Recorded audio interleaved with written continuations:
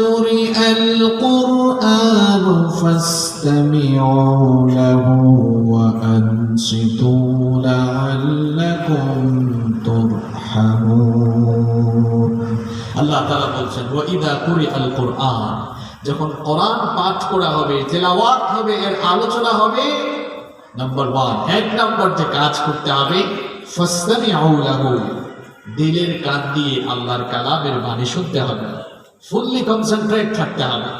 অমনোযোগী হয়ে আল্লাহর কালাম শুনলে এই আলোচনা থেকে কোনো উপকার পাওয়া যাবে না। এই জন্য এক নম্বর কাজ করতে হবে, ফুললি কনসেন্ট্রেট হয়ে শুনতে হবে। নাম্বার 2 নম্বর হচ্ছে আল্লাহ তাআলা বলেছেন ওয়ানসিতু, সাইলেন্ট হয়ে যাও, নীরব হয়ে যাও, চুপচাপ হয়ে যাও। কারণ যেখানে আল্লাহর কালামের কথা শুরু হয় সেখানে অন্য কথার আর কোনো ভ্যালু, অন্য কথার কোনো দাম নাই। কোরআনের কথা শুরু হয়ে গেলে অন্য সমস্ত কথা বন্ধ হয়ে যাবে। এটি হচ্ছে আদব, এটি কোরআনের সঙ্গে আদবের বহিঃপ্রকাশ। এজন্য কোরআনের এই আলোচনা থেকে আমরা বেনিফিটেড হতে চাইলে এবং আলোচনাকে ইফেক্টিভ যদি আমরা করতে চাই, এই দুটো কাজ করতে হবে। এক নাম্বার কি বলেছি, কার মনে আছে? একদম ভালো করে ফুললি কনসেন্ট্রেট হয়ে মনোযোগী হয়ে শুনতে হবে। আর 2 নাম্বার কি বলেছি? সাইলেন্ট, নীরব, চুপচাপ, শুধু কোরআনের কথা হবে। এই দুটো কাজ যদি আমরা করি তাহলে ফলাফল কি হবে? আল্লাহ তাআলা বলছেন লাআল্লাকুম তুরহামুন, সম্ভবত তোমাদের উপরেই আমার রহমত নাজিল হবে। একটা ভাষাবিদ যারা তারা করেছেন আল জাউর, মানে হচ্ছে নিপীড়ন, উৎপীড়ন, নির্যাতন। সবাই বুঝতে পেরেছেন? জালেম হচ্ছে 3 প্রকার। দুনিয়াতে যত কায়দার জালেম আছে সবাই 3 শ্রেণীর অন্তর্ভুক্ত। আমার কথা বুঝে থাকলে সবাই জবাব দেন তো, জালেম প্রধানত কয় প্রকার? এগুলো মুখস্থ করা লাগবে, সবাই একটু জবাব দেন। জালেম কয় প্রকার? আরেকটু জোরে, কয় প্রকার? 3 প্রকার। নাম্বার 1 আল্লাহর উপরে জুলুমকারী জালেম। নাম্বার 2 নিজের উপরে জুলুমকারী জালেম। নাম্বার 3 আল্লাহর সৃষ্টি এবং মানুষের উপরে জুলুমকারী জালেম। কয় প্রকার বলেছি? 3 প্রকার। আপনারা অনেকে ভাবতেছেন হুজুর আজকে খুব সুন্দর বিষয় ধরেছে। আপনারা অনেকে ভাবেন যারা মুসলমান পিটায় তারা জালেম। আরে ভাই, এখানে যতগুলো মানুষ আমার সামনে আপনারা আছেন, আমি সহ আমরা সবাই জালেম। আমি সহ আমরা সবাই জালেমের কাতারে আছি। আপনি বলবেন হুজুর কেমনে? কেমনে এটা বোঝার জন্য আপনাকে 15-20 মিনিট অপেক্ষা করতে হবে, দেখবেন সব মিলবে। আমরা কিভাবে জুলুমের সাথে মিশে গিয়েছি এবং সবাই কিভাবে নিজেদের জায়গা থেকে জালেম হয়েছে, আপনি ফুললি কনসেন্ট্রেট হয়ে শুনলে সেটা বুঝতে পারবেন ইনশাআল্লাহ। তাহলে আমি বলছিলাম জালেম হচ্ছে 3 প্রকার। সবাই একটু জোরে আওয়াজ দিয়ে বলেন জালেম কয় প্রকার? দেখি আপনাদের মেমোরাইজিং ক্যাপাসিটি কেমন। 1 নাম্বার কি বলেছিলাম, কে বলতে পারবে? আল্লাহর উপর জুলুমকারী জালেম। আর 2 নাম্বার বলেছি নিজের উপরে জুলুমকারী জালেম। 3 নাম্বার বলেছি আল্লাহর সৃষ্টি এবং মানুষের উপরে জুলুমকারী।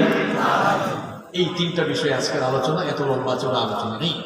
এই 3 প্রকার জালেমের পরিচয় এবং এদের পরিণতি কি হয় আমরা কোরআন এবং সুন্নাহ থেকে আজকে জানবো, বুঝবো এবং আমরা হেদায়েতের নিয়তে কথাগুলো শুনবো ইনশাআল্লাহ। 1 নম্বর জালেম হচ্ছে যে লোক আল্লাহর উপরে জুলুম করে। এখন আপনাদের প্রশ্ন হতে পারে হুজুর আল্লাহর উপরে মানুষ আবার জুলুম করে কেমনে? সবাই একটু আওয়াজ দিয়ে বলেন তো, আমাদের কি সুন্দর করে সৃষ্টি করে দুনিয়াতে পাঠিয়েছেন যিনি, তিনি কে? কি কারণে ওই রব আমাদেরকে এত সুন্দর করে পয়দা করে দুনিয়াতে পাঠালেন? এমনি এমনি তো আমাদেরকে পাঠানো হয় না। কি কারণে আমাদেরকে আল্লাহ দুনিয়ায় পাঠালেন? কোরআনুল কারীমের 51 নম্বর সূরা সূরাতুল যারিয়াতের 56 নম্বর আয়াতে রব্বুল আলামিন সেই কথা আমাদেরকে জানালেন, ওয়া মা খালাকাতুল জিন্না ওয়াল ইনসা ইল্লা লিয়াবুদুন। I didn't create the jinn kind and mankind except my worship. আল্লাহ তাআলা বলছেন, আমি জিন জাতি আর মানব জাতিকে সৃষ্টি করেছি কেবলমাত্র আমার গোলামের জন্য। আমাদেরকে পয়দা করা হয়েছে, সৃষ্টি করা হয়েছে কার গোলামের জন্য? আল্লাহর উপরে মানুষ কেমনে জুলুম করে, এবার শোনেন। রব আমাদেরকে পয়দা করেছেন তার গোলামি করার জন্য, কিন্তু এই দুনিয়াতে কিছু মানুষ আসার পরে একত্ববাদী সেই রবকে বর্জন করে তাদের নিজেদের কল্পিত, নিজেদের বানানো বহু উপাস্যকে তারা মাবুদ হিসাবে গ্রহণ করে নিয়েছে। কেউ বা দুই খোদা, কেউ আবার তিন খোদায় বিশ্বাসী, কেউ বা আবার বহু খোদায় বিশ্বাসী। কেউ সূর্যকে তার উপাস্য বানিয়েছে, কেউ চন্দ্র নক্ষত্রকে তার উপাস্য বানিয়েছে, কেউ বা আবার পাথর দিয়ে মূর্তি বানিয়ে সেটাকেই তার মাবুদ বানিয়েছে, কেউ বা আবার নিজের কল্পিত অঙ্কিত বিভিন্ন বিষয়কে মাবুদ বানিয়েছে, উপাস্য বানিয়েছে। আল্লাহ তাআলা মানুষকে সৃষ্টি করেছেন তার গোলামের জন্য, অথচ পৃথিবীতে অসংখ্য মানুষেরা সেই রবের ইবাদত বর্জন করে বিভিন্ন মূর্তির পূজা, তাদের কল্পিত অঙ্কিত বানানো বিভিন্ন জিনিসের পূজা করে, বিভিন্ন জিনিসকে উপাস্য হিসেবে গ্রহণ করে ওই মানুষগুলো সরাসরি শিরক করে আল্লাহর উপরে জুলুম করছে। এই জন্য আমি যদি আপনাদেরকে জিজ্ঞেস করি, আমার রাম অঞ্চলের ভাইরা বলেন তো, দুনিয়ার সবচেয়ে বড় জালিমকে? আপনাদের এলাকায় মানুষ বোঝেন, এক পড়াশোনা করে। ওই দিন এক মাহফিলে বললাম, দুনিয়ার সবচেয়ে বড় জালিমকে? কয় হুজুর, বুশের বাচ্চা বুশ। আরেকজন কয় ফেরাউন, আরেকজন কয় নমরুদ। এক একজন এক এক কথা কয়। আমার বাবারা, আমার ভাইয়েরা শুনেন, এই দুনিয়ার শীর্ষ জালেম হলো যেই লোকটা আল্লাহর ইবাদত বাদ দিয়ে আল্লাহর সঙ্গে শিরক করে মুশরিক হয়েছে, ওই লোকটাই হলো দুনিয়ার শীর্ষ পর্যায়ের জালেম। এ হলো দুনিয়ার এক নম্বরের জালেম। এটা আমার কথা নয়, লোকমান হাকিমের নাম আমরা জানি। সাইয়েদনা লোকমান হাকিম, তিনি তার কলিজার টুকরা ছেলেকে খুব সুন্দর সুন্দর কয়েকটি বিষয়ে ওসিয়ত করেছিলেন। সাইয়েদনা লোকমান হাকিম তার কলিজার টুকরা ছেলেকে কয়েকটি বিষয়ে ওসিয়ত দিতে গিয়ে, উপদেশ দিতে গিয়ে সবার আগে এই শিরক নামক মহা অন্যায়, শিরক নামক এই জুলমের ব্যাপারে তার সন্তানকে তিনি সতর্ক করেছিলেন। কোরআনুল কারীমের 31 নম্বর সূরা লোকমানের 13 নম্বর আয়াতে আল্লাহ তাআলা সাইয়েদনা লোকমান হাকিমের সেই ওয়াজ আমাদের জন্য তুলে দিলেন। ওয়া ইদ ক্বালা লুকমানু লিবনিহি ওয়া হুয়া ইয়াইযুহু ইয়া বুনাইয়া লা তুশরিক বিল্লাহ ইন্নাশ শিরকা লাযুলমুন আযীম। সাইয়েদনা লোকমান হাকিম তার ছেলেকে বললেন, ইয়া বুনাইয়া, হে আমার কলিজার টুকরা সন্তান, আমার প্রিয় ছেলে, লা তুশরিক বিল্লাহ, খবরদার আল্লাহর সঙ্গে শরীক করো না, আল্লাহর সঙ্গে শিরক করো না। ইন্নাশ শিরকা লাযুলমুন আযীম, কারণ শিরক হচ্ছে সবচাইতে বড় জুলুম। শিরক হচ্ছে দুনিয়ার সবচেয়ে বড় জুলুম। আর আল্লাহর সঙ্গে শিরক করে যে আল্লাহর উপর জুলুম করে, সেই মুশরিক হচ্ছে দুনিয়ার সবচেয়ে বড় জালেম। এখন আপনারা বলবেন, হুজুর, আমরা তো এক খোদায় বিশ্বাসী, আমরা তো এক আল্লাহ মানি, এক আল্লাহর উপর ঈমানের ঘোষণা দিয়েছি, তাহলে আমরা এই ক্যাটাগরির জালেম নয়? আমার ভাইয়েরা, আমরা অনেকেই আছি, আমাদের সমাজে অনেক মুসলমান পাওয়া যায় এক আল্লাহর উপরে ঈমান এনে একত্ববাদী রবের ইবাদতের ঘোষণা দিয়ে কথাবার্তায় কাজে কর্মে, রুবুবিয়্যাতের ক্ষেত্রে, উলুহিয়্যাতের ক্ষেত্রে কথাবার্তা কাজে কর্মে প্রতিনিয়ত শিরক করছে। তার ঈমানের সঙ্গে শিরকের সংমিশ্রণ হয়ে গিয়েছে। শিরকযুক্ত ঈমান, শিরকযুক্ত ঈমান থাকলে নাজাত পাওয়া যাবে না, জালেমের কাতারে চলে যেতে হবে। এই জন্য নিজের ঈমানটাকে শিরক মুক্ত করা লাগবে। আমরা আমাদের ঈমানটাকে শিরক যুক্ত নাকি শিরক মুক্ত করব? আর একটু জোরে বলেন। আমাদের সমাজে অনেক মানুষ আছে একত্ববাদী রব। একত্ববাদী রব কি? একত্ববাদী রবের উপরে ঈমান আনার পরেও দেখা যায় ইবাদতের ক্ষেত্রে, চাওয়ার ক্ষেত্রে বিভিন্ন কবরের কাছে গিয়ে চায়। অবশ্য এই এলাকায় নাই। দেখা যায় কবরের সামনে গিয়ে কবরে শুয়ে থাকা লোকটার কাছে চায়, সুতা টানিয়ে দেয়, জীবিত মানুষের কাছে গিয়ে চায়, অথচ এই লোকটাই প্রত্যেকদিন নামাজে গিয়ে সূরাতুল ফাতিহা তেলাওয়াতের সময় বলে ইয়্যাকা না'বুদু ওয়া ইয়্যাকা নাস্তাঈন। আমরা কেবলমাত্র তোমার ইবাদত করি আর সাহায্য কার কাছে চাই? কিন্তু দেখা যায় কবরে শুয়ে থাকা লোকটার কাছে গিয়ে সাহায্য চায়, জিন্দা ওয়ালি মুর্দা ওয়ালির কাছে গিয়ে চায়, সন্তান চায়, ব্যবসার বরকত, চাকরির বরকত চায়, আছে না নাই? আহারে কবরে শুয়ে থাকা লোকটা কি আর দিতে পারে? অনেকের বাচ্চা হয় না, দেখা যায় জীবিত ওলি কিংবা মৃত ওলির কাছে গিয়ে বাচ্চা চায়। আমার ভাইরা বলেন তো, কুকুর বছরে বাচ্চা দেয় কয়টা? আরো জোরে বলেন। কমপক্ষে তো 7-8টা বাচ্চা দেয়। এখন একটা কুকুর বছরে 7-8টা বাচ্চা দেয়, সে কোন হুজুরের কাছে গিয়েছে, কোন কবরের কাছে গিয়েছে? আপনার অবস্থা দেখলে মনে হয় কুকুরের চাইতেও আপনার বিহেভিয়ার খারাপ হয়ে গিয়েছে।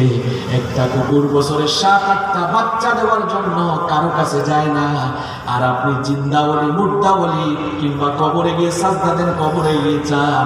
আপনার এই আচার আচরণ তো কুকুরের চাইতে আরো নিকৃষ্ট হয়ে গিয়েছে। যা চাইবো একজনের কাছেই চাইতে হবে, তিনি কে? ইমানের ভেতরে শিরকের সংমিশ্রণ করা যাবে না। ইমানের ভেতরে শিরক থাকলে আল্লাহর উপরে জুলুম হয়ে যাবে, আপনি নিজেকে জালেমের কাতারে শামিল করে ফেলবেন। এই জন্য আল্লাহ তাআলা আমাদেরকে সতর্ক করে বললেন, কোরআনুল কারীমের 6 নম্বর সূরা সূরাতুল আনআমের 82 নম্বর আয়াতে আল্লাহ তাআলা বললেন, আল্লাযীনা আমানু ওয়া লাম ইয়ালবিসু ঈমানাহুম বিযুলমিন উলাইকা লাহুমুল আমনু ওয়া হুম মুহতাদুন। আল্লাহ তাআলা বলেছেন, যারা ঈমান এনেছে আর ঈমানের সাথে যারা জুলমের সংমিশ্রণ ঘটায়নি, অর্থাৎ ঈমানের সাথে যারা শিরকের মিশ্রণ ঘটায়নি, আল্লাহ তাআলা বলছেন উলাইকা লাহুমুল আমন, তাদের জন্য আমার তরফ থেকে রয়েছে নিরাপত্তা, ওয়া হুম মুহতাদুন, আর তারাই হচ্ছে আমার হেদায়েত প্রাপ্ত বান্দা। সুবহানাল্লাহ। যাদের ঈমানের সঙ্গে শিরক নাই, এরাই হেদায়েতপ্রাপ্ত বান্দা। ঘোষণা দিয়েছেন কে? আমরা আল্লাহর উপরে এমন ভাবে জুলুম করছি, রুবুবিয়্যাতের ক্ষেত্রে, উলুহিয়্যাতের ক্ষেত্রে আজ আমরা অনেকেই শিরকে লিপ্ত হয়ে যাচ্ছি। আবার অনেক সময় আল্লাহর সভরেন্টি, আল্লাহর সার্বভৌমত্বের উপর আমরা আঘাত করে বলছি সকল ক্ষমতার মালিক।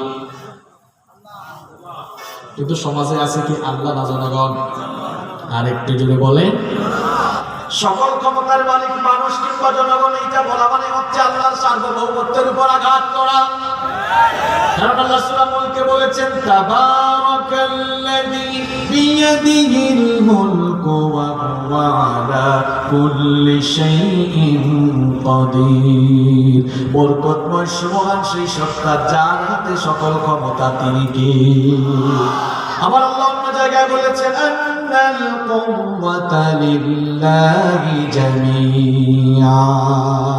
সব ক্ষমতার মালিক কে? আপনি কয়েকটা ভোট পাওয়ার জন্য বলেন সকল ক্ষমতার মালিক জনগণ। এই কথা বলে জনগণকে পাম করতে দিয়া ভোট আদায় করে, আর সুযোগ পাইলেই এই লোকগুলোই জালেম হয়ে জনগণের বুকের উপরে ঘুরে চালাতে দ্বিধাবোধ করে না। এটা পাম দিয়ে আপনাদেরকে ফুলায়া এরপরে আপনাদের কাছ থেকে ভোট আদায় করার কায়দা। সকল ক্ষমতার মালিক মানুষ হয় কেমনি? এখানে একটা সাপ ছেড়ে দেন, দেখবেন দৌড় করে গো। তা আপনারা সকল ক্ষমতার মালিক, আপনি দৌড়ান কেন? একটু পেট ব্যথা, ডায়রিয়া হলে কয়েকবার টয়লেটে বাথরুমে যাওয়ার পরে এসে বলেন, আমার অবস্থা খারাপ, অবস্থা খুবই খারাপ। অবস্থা খারাপ হয় কেন? আপনারা সকল ক্ষমতার উৎস। আর সকল ক্ষমতার মালিক আপনি কেমনে হন? মনে করেন এই ইউনিয়নের একজন চেয়ারম্যান সাহেব আছেন, কোন প্রয়োজনে দেশের বাইরে গেলেন, প্যানেল চেয়ারম্যানকে দায়িত্ব দিয়ে যান, আসার আগ পর্যন্ত তুমি আমার দায়িত্ব চালাও। এখন বলেন, আপনি যে রাতের বেলা ঘুমান, সকল ক্ষমতার মালিক আপনি হলে ঘুমানোর সময় ভারপ্রাপ্ত ক্ষমতা কার কাছে দিয়ে ঘুমান? বলছে আল্লাহর কাছে। তাহলে আছে না বেতালে আছে? সকল ক্ষমতার মালিক যিনি হবেন, ঘুম তাকে স্পর্শ করা দূরের কথা, তন্দ্রাও তাকে ধরবে না। তার কোনো ঘুমও থাকবে না, তন্দ্রাও থাকবে না। এজন্য সব ক্ষমতা মালিক হওয়ার জন্য যত কোয়ালিটি দরকার সব যার কাছে রয়েছে তিনি কে? তাহলে সকল ক্ষমতার মালিক মানুষ কিংবা জনগণ, এটাকে আর আমরা বলবো নাকি? খবরদার, এটা বলা মানেই হচ্ছে আল্লাহর সার্বভৌমত্বের উপর আঘাত করা, আল্লাহর উপরে জুলুম করা। তাহলে এক নাম্বার শ্রেণীর জালেম হলো তারা যারা আল্লাহর উপর জুলুম করে। আল্লাহর উপর জুলুম করে কারা? আল্লাহর সঙ্গে শরীক করে শিরক করে যারা। আবার দেখেন আল্লাহর উপরে জুলুম করার আরেকটা, আবার দেখেন আল্লাহর সঙ্গে যারা শরীক করে, আল্লাহর সঙ্গে যারা শরীক স্থাপন করে, এই জুলুমের পরিণাম কিন্তু বড় ভয়াবহ। এইরকম এই জুলুম করে, আল্লাহর উপরে জুলুম করে, আল্লাহর সঙ্গে শিরক করে কেউ যদি ইমানদার না হয়ে দুনিয়া থেকে যায়, কিংবা আমরা যারা ইমান এনেছি বলে দাবি করি, আমাদের ইমানের সঙ্গে যদি শিরকের মিশ্রণ থাকে, আমাদের আমলের খাতায় থাকা অন্যান্য গুণাগুলো আল্লাহ চাইলে মাফ করতে পারেন কিনা? আল্লাহ অন্য গুণাগুলো চাইলে মাফ করে দিতে পারেন, কিন্তু আপনার আমলের খাতায় যদি শিরক থাকে, শিরকের গুনাহ থাকে, হতে পারে কথা বার্তায় শিরক, কাজে কর্মে শিরক, এইরকম শিরকের একটা গুনাহ থাকলেও কিন্তু আল্লাহ আপনাকে আর জান্নাতে দিবেন। কথা মোল্লার না আল্লাহ? আরেকটু জোরে বলেন, কথাটা কার? রব্বুল আলামিন কোরআনুল কারীমের 4 নম্বর সূরা সূরাতুন নিসা এর 48 নম্বর আয়াতে বলছেন, ইন্নাল্লাহা লা ইয়াগফিরু আন ইউশরাকা বিহি ওয়া ইয়াগফিরু মা দুনা যালিকা লিমান ইয়াশা ওয়া মান ইউশরিক বিল্লাহি ফাকাদ ইফতারা ইসমান আযীমা। আল্লাহ তাআলা বলছেন, নিশ্চয়ই আল্লাহ শিরকের গুনাহ মাফ করেন না, অন্য যে কোনো গুনাহ আল্লাহ চাইলে মাফ করে দিতে পারে। যেই ব্যক্তি আল্লাহর সঙ্গে শিরক করে সে মহা পাপ সংগঠিত করে। আবার অন্য আয়াতে আল্লাহ বলেন, ইন্নাহু মান ইউশরিক বিল্লাহি ফাকাদ হারামাল্লাহু আলাইহিল জান্নাতা ওয়া মাওয়াহুন নার ওয়া মা লিয-যালিমিনা মিন আনসার। আল্লাহ তাআলা বলছেন, নিশ্চয়ই যে ব্যক্তি আল্লাহর সঙ্গে শিরক করে, আল্লাহ তার জন্য জান্নাত হারাম করে দিয়েছেন আর জাহান্নাম তার জন্য ওয়াজিব করে দিয়েছেন। জাহান্নামের আগুন ছাড়া আর তার জন্য কোনো রেহাই নাই। এই জন্য শিরকের গুনাহ বড় মারাত্মক।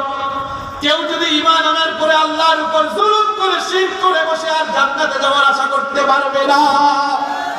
এজন্য দুনিয়ার সবচেয়ে বড় জালেম হচ্ছে যে আল্লাহর উপর জুলুম করে, অর্থাৎ আল্লাহর সঙ্গে শরীক স্থাপন করে। আবার আল্লাহর উপরে জুলুম করার আরেকটা তরিকা আছে, সেই তরিকা হলো আমরা দুনিয়াতে কেমনে চলবো, কোন জিনিস হালাল কোন জিনিস হারাম সব আমাদেরকে জানিয়েছেন কি? আরেকটু জোরে বলেন, সব জানিয়েছেন কি?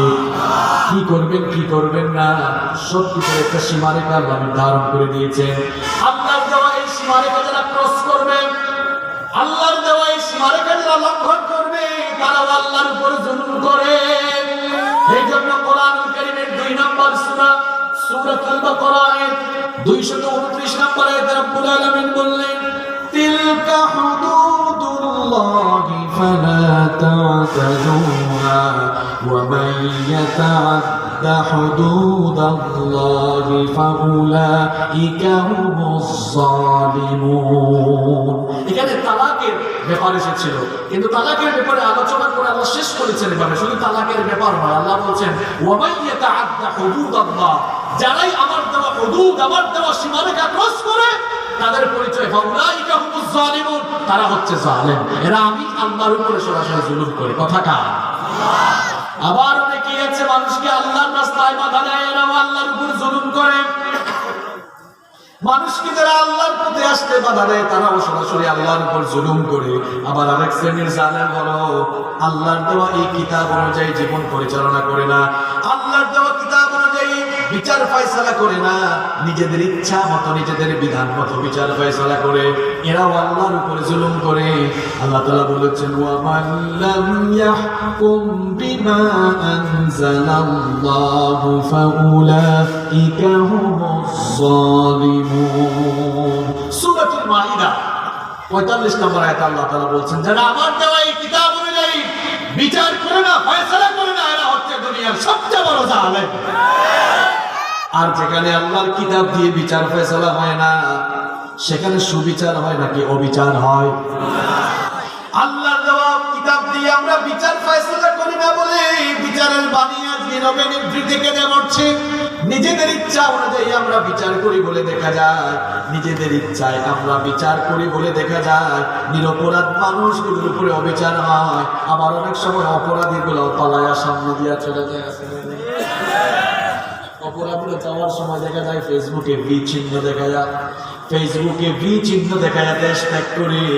আর যারা যুগের পর যুগ মানুষের কাছে কোরআনের দাওয়াত পৌঁছিয়ে দিয়েছে তাদের উপরে অবিচার করে জেলখানায় বন্দী করে রাখা হয়েছে। এটা সুবিচার না অবিচার? এরকম অবিচার যারা করে তারাও জালেম। তাহলে এক নাম্বার জালেম হলো যারা সরাসরি আল্লাহর উপর জুলুম করে। এরা কয় নাম্বার জালেম? এক নাম্বার পয়েন্টটা মনে থাকবে নাকি বলে যাবে? এবার আসেন দুই নম্বর শ্রেণীর জালেম কারা? যারা নিজের উপরে জুলুম করে। আমি বলেছিলাম জালেম কয় প্রকার, আমরা জন্য বলেন কয় প্রকার? লাইনে তুললাম মাত্র আপনাদেরকে, এখন যদি আওয়াজ না দিলে হবে। এক নম্বর শ্রেণীর আলোচনা শেষ। এক নম্বর বলেছি যে আল্লাহর উপর জুলুম করে। আল্লাহর উপর জুলুম করার কয়েকটা তরিকা বলেছে। শিরক করা অথবা ইমানে ও কথাবার্তা কাজে করবে শিরকের মিশ্রণ ঘটানো। এরপরে বলেছি আল্লাহর রাস্তা মানুষকে চলতে বাধা দেওয়া। তারপরে বলেছি আল্লাহর দেওয়া সীমারেখা লঙ্ঘন করা, এটাও আল্লাহর উপর জুলুম। সর্বশেষ বলেছি আল্লাহর দেওয়া আইনের কিতাব কোরআন বাদ দিয়ে যারা জীবন পরিচালনা কিংবা বিচার ফয়সালা করে না, সবগুলো আল্লাহর উপর জুলুম করে। আপনি মানলে মানেন, না মানলে নাই, বুঝলে বুঝবাটা, না বুঝলে তেজবাটা। আমি বলে যাচ্ছি মিলে গেলে সংশোধন হলে হেদায়াত দিয়ে দিবেন কি? দুই নম্বর শ্রেণীর জালেম হলো যে নিজের উপর জুলুম করে। এখন প্রশ্ন হতে পারে হুজুর মানুষ নিজের উপরে জুলুম করে কেমনে? নিজের উপরে মানুষ অবিচার জুলুম করে ফেলে কেমনে? মানুষ যখন শয়তানের ওয়াসওয়াসায় পড়ে, শয়তানের ধোঁকায় পড়ে, শয়তানের ফাঁদে পা দিয়ে গুনাহের সাগরে গা ভাসিয়ে দেয়, যখন গুনাহের দরিয়া অতল তলদেশে অবগামন করে ফেলে, মানুষ যখন পাপের সাগরে ভাসমান হয়ে যায়, তখন ওই লোকটা নিজের উপরে নিজেই জুলুম করে। যেমন বলেন তো, প্রত্যেক দিন নামাজে আসতে হবে 5 বার, এই অর্ডারটা কার? বলেন প্রত্যেক দিন নামাজে আসার জন্য 5 বার নামাজে আসতে হবে, অর্ডারটা কার? এই যে আপনি নামাজে আসলেন না, নিজের উপরে আপনি নিজে জুলুম করে ফেললেন। কারণ নামাজে আসলে লাভটা আপনার না আল্লাহ। বুঝে শুনে বলি, নামাজে আসলে লাভটা আপনার না আল্লাহ। অনেকে চিন্তায় করেছে লাভ তো আল্লাহ হওয়ার কথা, কারণ আমি সাজদা আল্লাহকে এনে দিচ্ছি। আপনার মতো লোক যদি আল্লাহকে সারা জীবন সাজদা না দেয়, আল্লাহর কোনো লস আছে নাকি? আল্লাহ আপনার সাজদার মুখাপেক্ষী নন। আপনি আল্লাহকে সাজদা যদি না দেন, এমনকি গোটা পৃথিবীর মানুষ যদি আল্লাহকে সাজদা না দেয়, আল্লাহর কোনো লস নাই। কারণ হাজার হাজার মাখলুকাত রয়েছে, তারা সব সময় আল্লাহকে সাজদা দিচ্ছে। আপনি যদি আল্লাহর জিকির না করেন, তাসবিহ না জপেন, লস আপনার, আল্লাহর লস নাই। আপনার মতো মানুষ যদি আল্লাহর ইবাদত না করে, আল্লাহকে সাজদা না দেয়, আল্লাহর জিকির না করে, তাসবিহ না জপে, আল্লাহর কিছু আসে যায় না। তার কারণ ইউসাব্বিহু লিল্লাহি মা ফিস সামাওয়াতি ওয়াল আরদ, আসমান জমিনে আল্লাহর যত সৃষ্টি রয়েছে, সকল সৃষ্টি তাসবিহ জপে যার তিনি কে? আপনি আল্লাহর তাসবিহ না জপে, জিকির না করলে, ইবাদত না করলে আল্লাহর কিছুই আসে যায় না। ইবাদত করলে লাভ আপনার, না করলেও লস আপনার।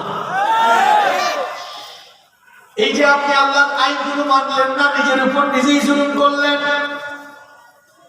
ফজরের নামাজের সময় মুয়াজ্জিন আযান দেয়, নামাজে আসে না। বলেন তো আযানের প্রথম বাক্য লা ইলাহা ইল্লাল্লাহ নাকি আল্লাহু আকবার? আল্লাহু আকবার জোরে বলতে হবে, আল্লাহু আকবার। আল্লাহ।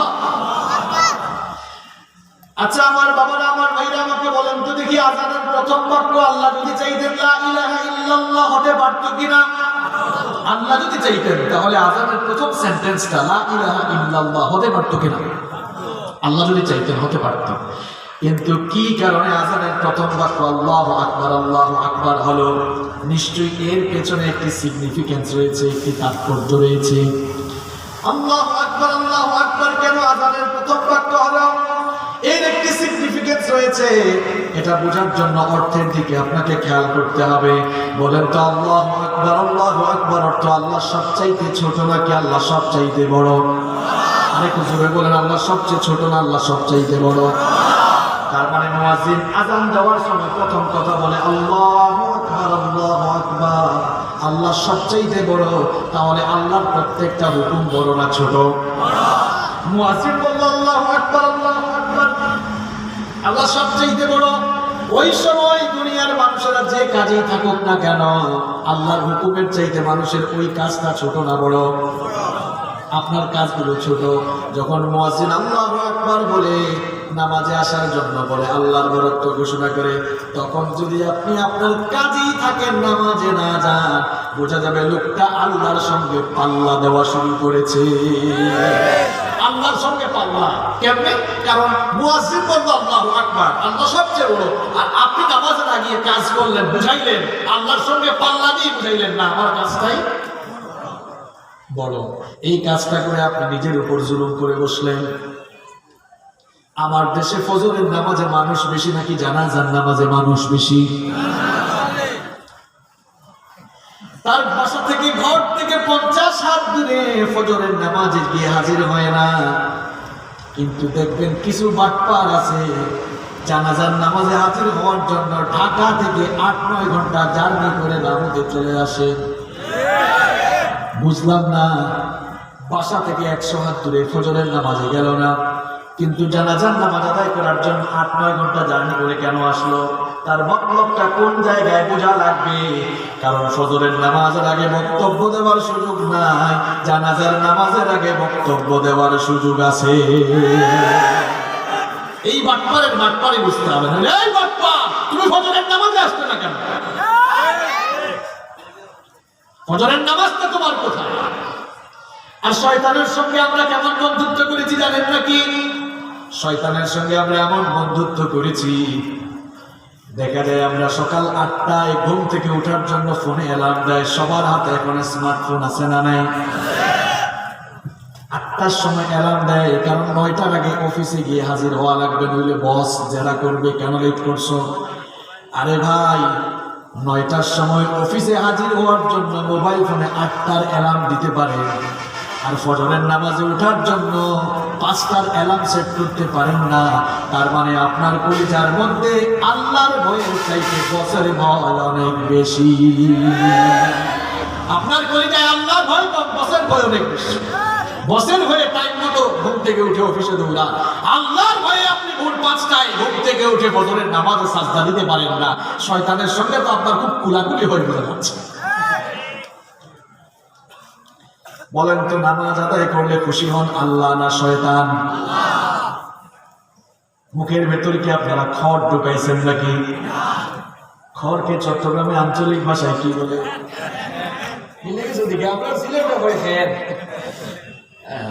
এরা যে অবস্থায় বইছে বোঝা যায় মুখের ভিতরে খের আগাইয়া বইছে, মানে দেখে মনে হচ্ছে মুখে খের ঢুকায় বসে আছেন আপনারা। জবাব দেন, এটা কি কবরস্থান নাকি জীবিত মানুষ এখানে বসে আছে? বুঝা লাগবে। বলেন তো, নামাজ আদায় করলে খুশি হন আল্লাহ না শয়তান? আরেকটু জুড়ে বলেন। আর নামাজ ছেড়ে দিলে খুশি হয় কি?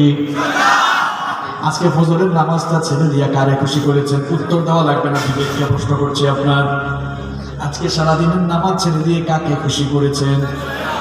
আবার আমার দেশে কিছু মানুষ আছে জুমার নামাজে, আজকে তো জুমাবার ছিল, শুধু জুমার নামাজে যায়, পুরো সপ্তাহে নামাজে যায় না। অবশ্য এই রকম মানুষ আপনাদের রশিদনগর ইউনিয়নে নাই, আপনারাই বলছেন আছে, আমার কোনো দোষ নাই। তাইলে বলেন তো, প্রত্যেক দিন নামাজ আছে কয়বার? আরো জোরে। তাহলে প্রত্যেক দিন নামাজ যদি 5 বার হয়, 7 দিনে 1 সপ্তাহে নামাজ 5-7 35 বার। এখন যেই লোক শুধুমাত্র জুমার দিনে জুমার নামাজে যায়, তাহলে বোঝা গেল 35 ওয়াক্তের মধ্যে একবার নামাজে গিয়ে আল্লাহকে খুশি করে আল্লাহর গোলামি করেছে, আর বাকি 34 বার শয়তানের গোলামি করেছে। এই জন্য যদি আনুপাতিক হারে হিসাব করে দেখেন, এই লোকটা পুরো সপ্তাহে আল্লাহর গোলামির চাইতে শয়তানের গোলামি বেশি করেছে। এই লোকটা আল্লাহর গোলামির চাইতে সারা সপ্তাহে শয়তানের গোলামি করেছে বেশি। আমার নিজেকে ইমানদার বলে, এই যে আজকে 5 ওয়াক্তের নামাজ আপনি আদায় না করে কেমনে আল্লাহর গোলামের পরিচয় দেয় আপনি? আপনি তো 5 বার শয়তানের গোলামি করেছেন, লজ্জা করে না আপনার? কিভাবে মানুষ নিজের উপরে জুলুম করে দেখেন, আল্লাহর বিধানগুলো লঙ্ঘন করছে, প্রতিনিয়ত গুনাহের সাগরে নিজের গা ভাসিয়ে দিচ্ছে, গুনাহ করে করে পাপ করে করে নিজের জীবনটাকে বরবাদ করে দিচ্ছে। এইরকম নিজের উপরে যারা জুলুম করে এরা হচ্ছে 2 নাম্বার শ্রেণীর জালেম। তবে এই ধরনের জালেম যারা, এরা যদি জীবনকে সংশোধন করার জন্য, তারা যদি ভুল বুঝতে পেরে তাওবা করে আল্লাহর দিকে ফিরে আসে, মাফ করে দিবেন কে? এই জালেমের জন্য ক্ষমা আছে যদি সে তাওবা করে। একটা দরজা আল্লাহ খোলা রেখেছে, দেখেন আল্লাহ কত দয়াবান আমাদের উপরে। দুনিয়ার মানুষ অপরাধী খুঁজে শাস্তি দেওয়ার জন্য, আর আমার রব অপরাধী তালাশ করেন মাফ করে দেওয়ার জন্য। নিজের উপরে যারা জুলুম করে ফেলেছে, আমার যুবক ভাইরা শোনো, ছাত্র ভাইরা শোনো, অনেক নামাজ হয়তো আমরা ছেড়ে দিয়েছি, অনেক গুনাহ আমরা করে ফেলেছি। আমার বাবারা ভাইরা ভালো করে শুনে, হয়তো অনেক পাপ আমরা করে ফেলেছি। আজকের এই মাহফিলে বসে যদি আমরা নিজেদের জুলুমের কথা বিবেচনা করে ভুল বুঝে তাওবা করে আমরা যদি বাড়িতে যাই, মাফ করে দিবেন কি? কারণ আল্লাহ তাআলা কোরআনুল কারীমের 4 নম্বর সূরা সূরাতুন নিসা 110 নম্বর আয়াতে বলেছেন, ওয়া মাইয়ামাল সুআন আও ইয়াজলিম নাফসাহু সুম্মা ইয়াস্তাগফিরিল্লাহা ইয়াজিদিল্লাহা গফুরার রহিমা। আল্লাহ তাআলা বলছেন, ওয়া মাইয়ামাল সুআন, তোমাদের মধ্যে যারা খারাপ কাজ, মন্দ কাজ করে ফেলবে, আও ইয়াজলিম নাফসাহু, অথবা নিজের উপরে জুলুম অর্থাৎ গুনাহ করে ফেলবে, সুম্মা ইস্তাগফিরিল্লাহ, এরপরে সে যদি তার রবের কাছে ইস্তেগফার তওবা করে ফেলে, ইয়াজিদিল্লাহ, সে তার আল্লাহকে পাবে গফুরার রহিমা, গফফার ক্ষমাশীল হিসেবে পেয়ে যাবে। সুবহানাল্লাহ। নিজের উপরে জুলুম করে এরপরে যদি আপনি তওবা করে ফেলতে পারেন, আল্লাহ আপনাকে মাফ করে দিবেন। সবাই একটু বলেন তো দেখি, পৃথিবীর প্রথম মানুষ, প্রথম নবী এবং দুনিয়ার সকল মানুষের বাবার নাম? আর একটু জোরে বলেন। আদম আলাইহিস সালাম, তিনিও কিন্তু নিজের উপরে জুলুম করে ফেলেছিলেন। ঘটনাটা আপনাদেরকে শোনাই, মনোযোগ আছে না গেছে? আল্লাহ তাআলা আমাদের সকলের বাবা সাইয়েদনা আদম আলাইহিস সালামকে তার নিজের কুদরতি হাতে বানালেন। এরপরে ফেরেশতাদের সামনে আদম আলাইহিস সালামকে হাজির করে ফেরেশতাদেরকে বললেন, তোমরা সবাই আমার বানানো আদমকে সাজদা দাও। আল্লাহর আদেশ মোতাবেক একজন ছাড়া সকল ফেরেশতারাই আমাদের বাবা আদম আলাইহিস সালামকে সাজদা দিল। যে সাজদা দিল না তার নামটা আরেকটু জোরে বলেন, ইবলিস। আল্লাহ তাআলা ইবলিসকে কোশ্চেন করলেন, কি ব্যাপার ইবলিস, সবাই তো আমার আদেশ মেনে আমার আদমকে সাজদা দিল, তুমি কেন সাজদা দিলে না? ইবলিস তখন বলল, খালাকতানি মিন নার ওয়া খালাকতাহু মিন তুরাব। আল্লাহ, তুমি আমাকে আগুন থেকে সৃষ্টি করেছো আর এই আদমকে মাটি থেকে সৃষ্টি করেছো, আনা খায়রুম মিন, আমি তার চাইতে শ্রেষ্ঠ, সুতরাং আমি কেন তাকে সাজদা দিব? আল্লাহর আদেশের সামনে অহংকার অধ্যতা প্রকাশ করলো, অহংকার মধ্যপূর্ণ আচরণ করে আল্লাহর আদেশকে অমান্য করলো। আল্লাহ বাস্তবায়নের জন্যই সেই দিন থেকে কাজ শুরু করেছিল। ধীরে ধীরে সে আমাদের বাবা আদম আলাইহিস সালাম আর আমাদের মা হাওয়া আলাইহিস সালামকে ধোঁকা দিয়ে দিয়ে ওই নিষিদ্ধ গাছের কাছে নিয়ে গেল, ফল আস্বাদন করালো। শেষ পর্যন্ত আল্লাহ তাআলা আদম আলাইহিস সালাম এবং আমাদের মা হাওয়া আলাইহিস সালামকে জান্নাত থেকে বের করে দিলেন। এরপরে দুনিয়াতে এসে তারা শত শত বছর ক্রন্দন করে এই জুলুমের জন্য তারা আল্লাহর কাছে মাফ চাইতে থাকলেন। আল্লাহ তাআলা তাদেরকে তওবার নিয়ম শিখালেন আর আল্লাহ তাদেরকে জানালেন, তোমরা তওবা করে আমার কাছে মাফ চাও আর আমার কাছে দোয়া করো, পড়ো, রব্বানা যালামনা আনফুসানা ওয়া ইল্লাম তাগফির লানা ওয়া তারহামনা লানাকুনান্না মিনাল খাসিরিন। দোয়াটা আপনারা পারেন কিনা? আল্লাহ সবাই জবান ছেড়ে দিয়ে পড়েন, রব্বানা যালামনা ظلمنا أنفسنا وإن لم تغفر لنا وترحمنا لنكونن من الخاسرين কি চমৎকার দোয়া আল্লাহ শিখালেন রব্বানা যালামনা আনফুসানা আমাদের রব আমরা আমাদের নিজেদের উপরে জুলুম করে ফেলেছি ওয়া ইল্লাম তাগফির লানা ওয়া তারহামনা যদি আমাদেরকে ক্ষমা না করো আমাদের উপরে রহম না করো লানাকুনান্না মিনাল খাসিরিন তাহলে আমরা ক্ষতিগ্রস্তদের মধ্যে শামিল হয়ে যাব আমাদের বাবা আদম আলাইহিস সালাম আর আমাদের মা হাওয়া আলাইহিস সালাম আল্লাহর সেখানে এই দোয়াটা করে আল্লাহর দেওয়া নিয়ম মোতাবেক তারা যখন তওবা করলেন আল্লাহ তাদের গুনাহগুলো মাফ করে দিলেন তাহলে নিজেদের উপরে আমরা যারা জুলুম করে ফেলেছি আমরা যারা গুনাহ করতে করতে নিজের নফসকে কলুষিত করে ফেলেছি আমরা যদি তওবার মতো তওবা করি আমাদেরকে মাফ করে দিবেন কে অনেকে মনে করতে পারে হুজুর আমি তো অনেক গুনাহ করেছি আল্লাহ আমাকে মাফ করবেন কিনা দেখেন হাদিসে কুদসি থেকে আপনাদেরকে শোনাচ্ছি তিরমিজি শরীফের হাদিসে কুদসির মধ্যে আল্লাহ তাআলা বলেছেন ইয়া ইবনে আদম লাউ বালাগাত যুনুবুকা আনানাস সামাই থুম্মা ইস্তাগফারতানি গফারতু লাকা হে আদম সন্তান শোনো তোমার গুনাহ যদি আকাশ পর্যন্ত পৌঁছে যায় আকাশ সমপরিমাণ গুনাহ নিয়ে তুমি যদি তোমার ভুল বুঝতে পেরে আমার কাছে মাফ চাও বান্দারে মনে রেখো তোমার রব আকাশ সমপরিমাণ দয়া নিয়ে হাজির হয়ে তোমার আকাশ সমপরিমাণ গুনাহগুলো মাফ করে দিবে আল্লাহ তাআলা আরো বলেছেন ইয়া ইবনে আদম হে আদম সন্তান إنك لو أتيتني بقراب الأرض خطايا ثم لقيتني لا تشرك بي شيئا لأتيتك بقرابها مغفرة হে আদম সন্তান শোনো তোমার গুনাহ যদি পৃথিবী সমপরিমাণ হয়ে যায় আর এই পৃথিবী সমপরিমাণ গুনাহের ভিতরে যদি শিরকের গুনাহ না থাকে আর তুমি যদি তোমার ভুল বুঝতে পেরে আমার কাছে তওবা করো বান্দারে শোনো আমিও পৃথিবী সমপরিমাণ দয়া নিয়ে তোমার সামনে হাজির হয়ে তোমার এই বিশাল পৃথিবী সমপরিমাণ গুনাহগুলো আমি মাফ করে দিব এই জন্য আল্লাহ তাআলা কোরআনুল কারীমের অন্য জায়গায় বলেছেন قل يا عبادي الذين أسرفوا على أنفسهم لا تقنطوا من رحمة الله إن الله يغفر الذنوب جميعا إنه هو الغفور الرحيم الله تعالى বললেন হে নবী আপনি আমার গোলামদেরকে বলে দিন যারা তাদের নিজেদের নফসের উপরে জুলুম করে ফেলেছে গুনাহ করতে করতে যারা নিজেদের উপরে জুলুম করে ফেলেছে তাদেরকে বলে দেন লা তাকনাতু মির রাহমাতিল্লাহ তারা যেন আল্লাহর রহমত থেকে নিরাশ হয়ে না যায় আল্লাহর রহমতের আশা করে তারা যদি তওবা করে আমার কাছে মাফ চায় আমি আল্লাহ আমার বান্দার জীবনের গুনাহগুলো মাফ করে দিব আর আস্তে বলেন সুবহানাল্লাহ তাহলে দুনিয়ার 2 নম্বর জালেম হলো যারা নিজেদের উপরে জুলুম করেছে বলেন গুনাহের এবার বলেন তো গুনাহের দিকে আমাদের প্রত্যেকের কম বেশি টান আছে না নাই নবী রাসূল ছাড়া গুনাহ করে না কে আছে এই জন্য হাদিসে এসেছে নবীজি বলেছেন কুল্লু ইবনে আদম খাত্তাউন কুল্লু ইবনে আদম খাত্তাউন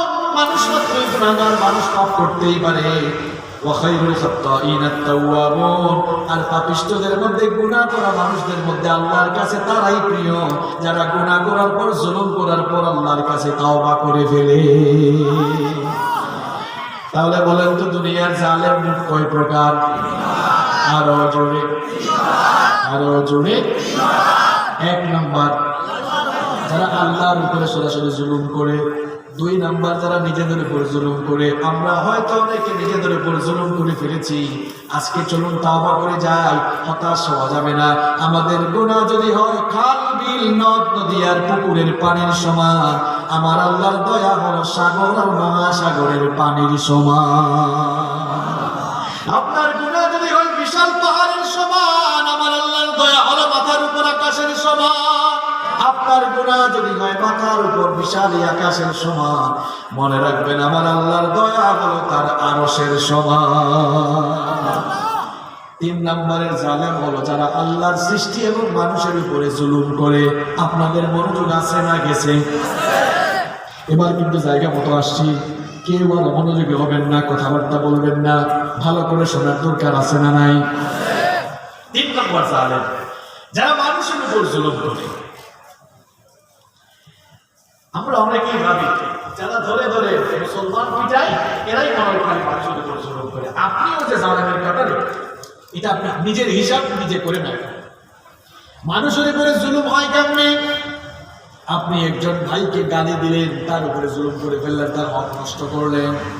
আপনি একজন ভাইয়ের গীবত করলেন, অবশ্য গীবত করে আপনাদের এলাকায় একজনও নাই, গীবত করে এলাকায় একজনও নাই। আপনি যার গীবত করলেন তার মনে কষ্ট দিলেন, তার হক নষ্ট করলেন, তার উপরে জুলুম করে ফেললেন। এরপরে আমরা অনেক সময় অনেক মানুষের নাম বিকৃত করি, নাম ভেঙে, এটা কি এগুলো নাই? এটাও জুলুম। আবার আমরা অনেক সময় মানুষকে অশ্রাব্য ভাষায় গালিগালাজ করি। অনেকে আছে চুগলখুরি করে, চুগলখুরি এলাকায় নাই। এই যে চুগলখুরি করে 2 জনের মধ্যে ভেজাল লাগাই দিলেন, এই 2 জনের উপর আপনি জুলুম করে ফেললেন। এরপরে আমরা অনেক সময় মানুষকে নিয়ে ঠাট্টা উপহাস করি, পরস্পরের উপরে মানুষকে আপনি জুলুম করে। কোরআনুল কারীমের 49 নম্বর সূরা সূরাতুল হুজুরাতের 11 নম্বর আয়াত থেকে আল্লাহ একটি চিত্র খুব সুন্দর করে তুলে ধরেছেন। আল্লাহ সেখানে বলেছেন, ইয়া আইয়ুহাল্লাযীনা আমানু লা ইয়াসখার কওমুম মিন কওমিন আসা আন ইয়াকুনু খায়রাম মিনহুম ওয়ালা নিসাউম মিন নিসাইন আসা আন ইয়াকুননা খায়রাম মিনহুম। আল্লাহ তাআলা বলছেন, হে বিশ্বাসীরা, হে ঈমানদারেরা, কোন ব্যক্তি বা কোন সম্প্রদায় নিয়ে ঠাট্টা উপহাস করো না। সে তোমার চাইতে উত্তম হলেও, তুমি তার চাইতে উত্তম হলেও তাকে নিয়ে ঠাট্টা উপহাস করো না। আপনি কত মানুষকে নিয়ে ঠাট্টা উপহাস করেন জানেন? একজন লোক মোটা, দেখলেই বলেন কিরে মটকা, এটা তাকে নিয়ে উপহাস, তার উপরে জুলুম। একটা লোক চিকন, স্বাস্থ্য ভাই আমার মতো আর কি, দেখলে বলেন কিরে চিকনা, এটাও তাকে নিয়ে ঠাট্টা উপহাস, তার উপরে জুলুম। আমি আগেই বলেছিলাম কত কায়দায় আমরা জুলুম করে নিজেরা একটু হিসাব করি না। এরপরে আমরা অনেক সময় মানুষকে কেমনে কষ্ট দিয়ে উপহাস করি। দেখবেন অনেককে আমরা ডাকি কিরে আবুল, এই আবুল, কিরে মফিজ, এরকম অনেকে ডাকে কিনা। অনেকে আবার রোহিঙ্গা এখন গালিয়ে বলেছে, কিরে রোহিঙ্গা, এগুলো আসে না আমাদের সমাজ। এই যে আপনি কথা বলে তাকে আঘাত করলেন, সে মনে কষ্ট করে, বান্দার হক কষ্ট, তার উপর জুলুম হয়ে গেছে।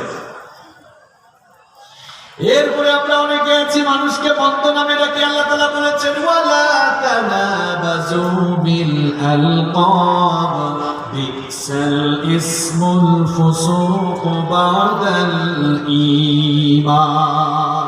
খবরদার, মানুষকে বন্ধ নামে ডেকো না। তার নাম কালাম, আবুল কালাম, ওই কিরে কালাম মিয়া, নাম আব্দুল সালাম, ডাকে কিরে সালাম মিয়া, নাম জামাল উদ্দিন, কি সুন্দর নাম। ওই জামাইল্লাকে দেখছো? এরকম মানুষের নাম গায় আপনাদের এলাকায় নাই। এই যে আল্লাহর আদেশ, ওয়ালা তানাবাযু বিল আলকাব, আদেশটা মোল্লার না আল্লাহ? আল্লাহ বলছেন খবরদার কারো নাম গায়ও না, নাম বিকৃত করে দেখো না। এই যে নাম বিকৃত করে ডাকলেন, ভাইটা যদি কষ্ট পায় তার উপর জুলুম হয়ে যাবে। বিসাল ইসমুল ফুসুক বাদাল ঈমান। ঈমানের পরে কাউকে জঘন্য বা মন্দ নামে বা বিকৃত নামে ডাকা, এটা জঘন্য অপরাধ। এই যে এইভাবে পারস্পরিক ভাবে আমরা একে অপরকে কষ্ট দিয়ে দেই, আল্লাহ বলেছেন, ওয়া মাল্লাম ইয়াতুব ফাউলাইকা হুমুজ জালিমুন। এই কাজগুলো যারা করে ফেলেছে, যদি তাওবা না করে বলে এরা জালেম হয়ে মরবে। কথাটা কার? এরপরে আমরা অনেক সময় মানুষকে নিয়ে কুধারণা করি, সুধারণা করতে পারি না। এক ভাই ফোনে কথা বলতেছে, কয় মনে হয় টাঙ্কি করতেছে, লাইন মারে, এবারে তো হইতে পারে সে প্রয়োজনীয় কোনো ফোন করতেছে। আবার আপনাদের এলাকার এক ভাই সবসময় নামাজ পড়ে, ভালো মানুষ, তার সঙ্গে হঠাৎ করে বোরখা পরা এক নারী, ভাবতেছে দেখছো, মনে করতাম অমুককে খুব ভালো মানুষ, এখন বোরখা পরাই এখন প্রেম প্রীতি করে। আমার ঠিক হতো এটা। এখন তার সাথে যে আছে এই মহিলা শুধু তার বোনও হতে পারে কিনা। এই জন্য আপনি কুধারণা না করে সুধারণা করেন। আপনি বলেন না মনে হয় উনি ওনার বোন বা খালা যে কেউ হতে পারে। আল্লাহ সাবধান করেছেন, ইয়া আইয়ুহাল্লাযীনা আমানু ইজতানিবু কাসীরাম মিনাজ-যন্নি ইন্না বা'দাজ-যন্নি ইসম। আল্লাহ বলেছেন, হে ঈমানদাররা, খবরদার বেশি বেশি কুধারণা মানুষের উপর করো না, কারণ এটা জঘন্য পাপ।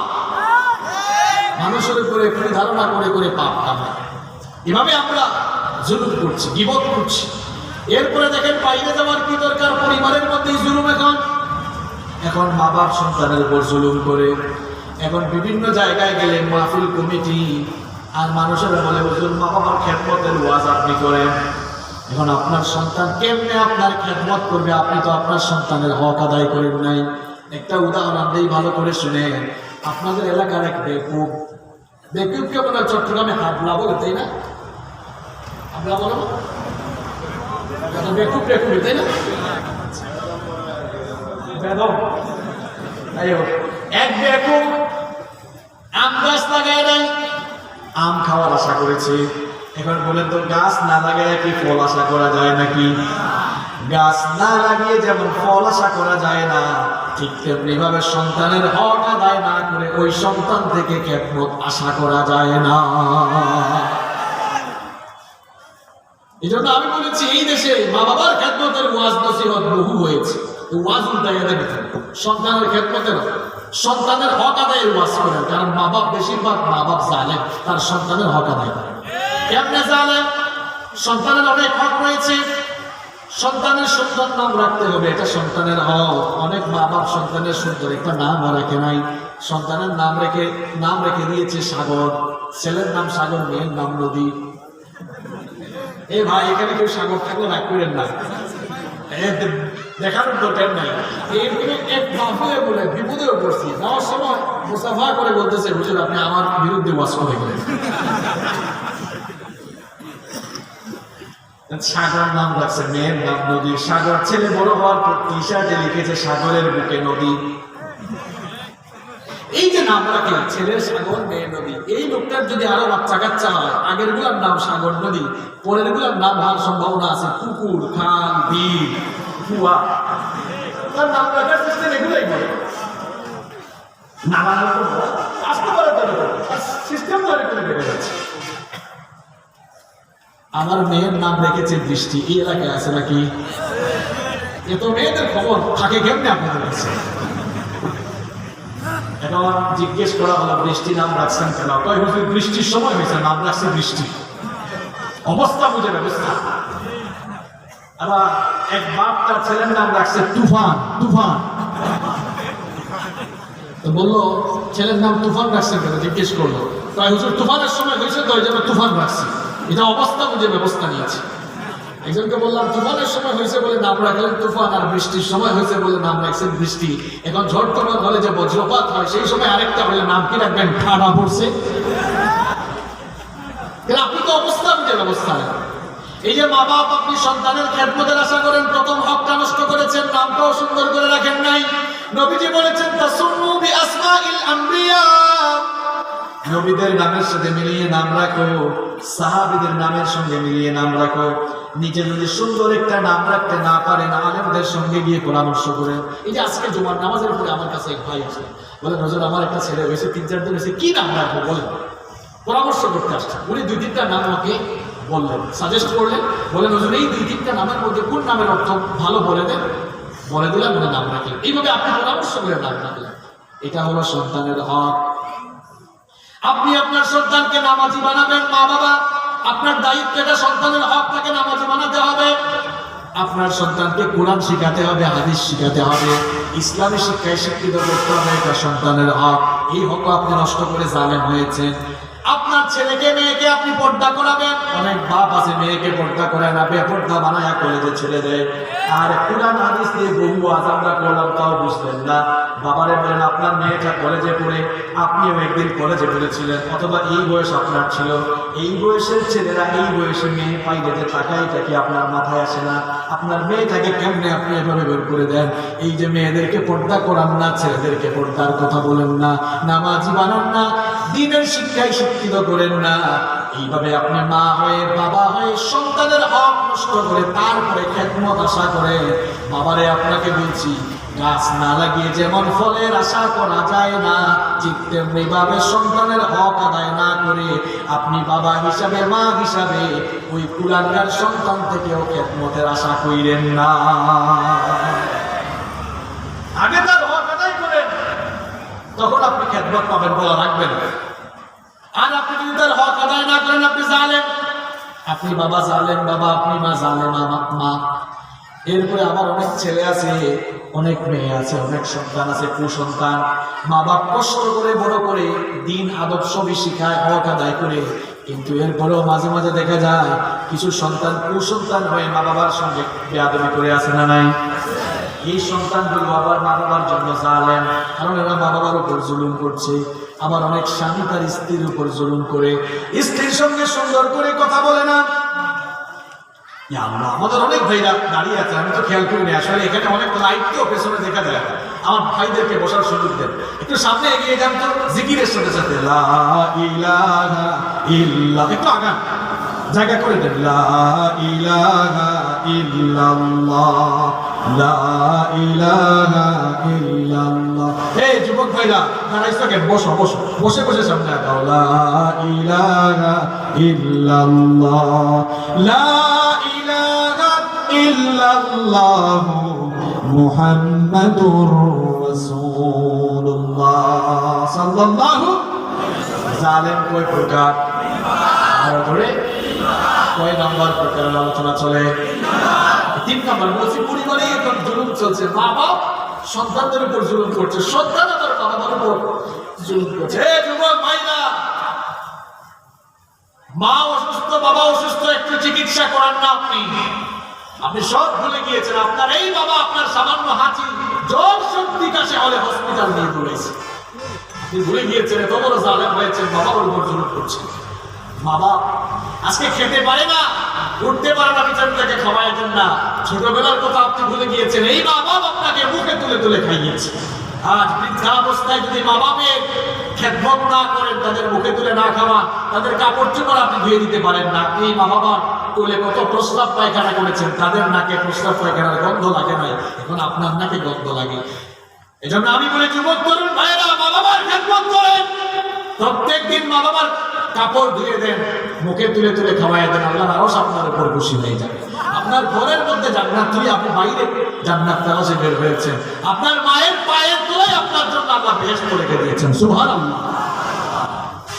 তাহলে যেই সন্তান মা বাবার খেদমত করে না, সে ওই সন্তানও জালেম, মা বাবার উপর জুলুম করে। আবার অনেক স্বামী স্ত্রীর সাথে ভালো আচরণ করে না, সময় দেয় না, তার সাথে ভালোবাসা বিনিময় করে না, ওই স্বামীও জালেম স্বামী। আবার অনেক স্ত্রী আছে স্বামীর সঙ্গে সুন্দর ভাষায় কথা বলে না, ভালোবাসা দেয় না, স্বামীর আনুগত্য খেদমত করে না, ওই স্ত্রীও হচ্ছে জালেমা। এইভাবে পরিবারে এখন জুলুম চর্চা হচ্ছে। তারপরে মানুষের উপরে জুলুম কত কায়দায় হচ্ছে দেখেন। আমাদের অধীনস্থ কর্মচারী যারা আছে তাদের উপর আমরা জুলুম করছি, তাদের যোগ্যতার চেয়ে সামর্থ্যের চেয়ে বেশি কাজ আমরা তাদের উপর চাপিয়ে দিচ্ছি, এটাও জুলুম। আবার কাজ করায় মজুরি দেয় না, পয়সা দেয় না, এমন জালেমও আছে না নাই? নবীজি সাবধান করে বলেছেন, ওই লোকটার বিরুদ্ধে কিয়ামতের দিন আমি নবী নিজে দাঁড়াবো, যেই লোকটা অধীনস্থ কর্মচারীকে কাজ করার উপরে সঠিক সময়ে মজুরি দেয় না, আমি নবী নিজেই তার বিরুদ্ধে কিয়ামতের দিন দাঁড়াবো। আল্লাহু আকবার। এইভাবে আজ জুলুম চলছে। এরপরে একজন আরেকজনের জায়গা জমি দখল করতেছে। অবশ্য জায়গা জমি দখল আমাদের সমাজে নাই, একটু ক্ষমতা পাইলেই তার বাড়ে, একটু ক্ষমতা পাইলে মানুষের জায়গা জমি দখল করে বসে, দোকান দখল করে ফেলে, চাঁদাবাজি করে, টেন্ডারবাজি করে। নবীজি সাবধান করে বলেছেন, বুখারী আর মুসলিম শরীফের হাদিস, মান ইকতাতা শিবরাম মিনাল আরদি যুলমান তাওয়াকাহুল্লাহু ইয়্যাহু ইয়াওমাল কিয়ামাতি মিন সাবি'i আরদিন। নবীজি বলেছেন, যে লোক মানুষের উপর জুলুম করে কারো আধা হাত জমি দখল করবে, এক হাত না আধা হাত জমির কথা নবীজি বললেন, কেউ যদি কারো উপর জুলুম করে আধা হাত অর্ধ হাত জমিও দখল করে, কিয়ামতের দিন আল্লাহ তাআলা ওই জালেমের গলার মধ্যে ৭তম জমিন ঝুলাইয়া দিবেন। নাউযু বিল্লাহি মিন। দুনিয়ার যে জালেমরা মানুষের জায়গা জমি দখল করছে, সাবধান হও। মানুষের হক নষ্ট করলে রেহাই পাওয়া যাবে। অনেকে আছে আবার মানুষের হক নষ্ট করতেছে, অন্যায়ভাবে মানুষের ধন সম্পদ হরণ করে আছে নাই, এটা ক্ষমতা পাইলে আরো বেশি হয়। আল্লাহ তাআলা সাবধান করেছেন, ইয়া আইয়ুহাল্লাযীনা আমানু লা তাকুলু আমওয়ালাকুম বাইনাকুম বিল বাতিল ইলা আখিরিল আয়া। আল্লাহ তাআলা বলছেন, হে ঈমানদাররা খবরদার, সাবধান, অন্যায়ভাবে কারো সম্পদ আত্মসাৎ করো না। এখন আমরা অন্যায়ভাবে সম্পদ আত্মসাতের প্রতিযোগিতায় আছি। একটু সুযোগ পাইলে আমরা মানুষের ধন সম্পদ হরণ করি, একটু সুযোগ পাইলে জনগণের হক আমরা নষ্ট করে বেশি। বিশেষ করে নবীজি তো বলেছেন, ইদা কানাল মাগনামুদুলা, ইদা কানাল মাগনামুদুলা, কিয়ামতের একটি আলামত এবং মানুষের উপরে গজব নাযিল হওয়ার একটি কারণ নবীজি অন্য হাদিসে বলেছেন, ইদা কানাল মাগনামুদুলা, যখন দায়িত্বপ্রাপ্ত লোকেরা রাষ্ট্রের সম্পদ জনগণের সম্পদ নিজের মনে করবে। এখন জনগণের সম্পদ নিজের সম্পদ মনে করেই বুক করেই যেন দেখা যায় 5 বছর আগে সম্পদ যা 5 বছর পরে ডবল। তার মানে চরিত্র বেশি ভালো, বলে বাড়ার কথা না কমার কথা, চরিত্র বেশি ভালো না। আমার দেশে এমন শেষরা চোর আছে, জনগণের সম্পদ এমন ভাবে চুরি করতেছে, হরণ করতেছে। আমরা তো খাটের নিচে জুতা রাখি, আর এই শেষরা চোর গুলো খাটের নিচে জনগণের তেল লুকায়া রাখে। এইরকম করে জনগণের সম্পদ আমরা আত্মসাৎ করে জনগণের উপর জুলুম করছি।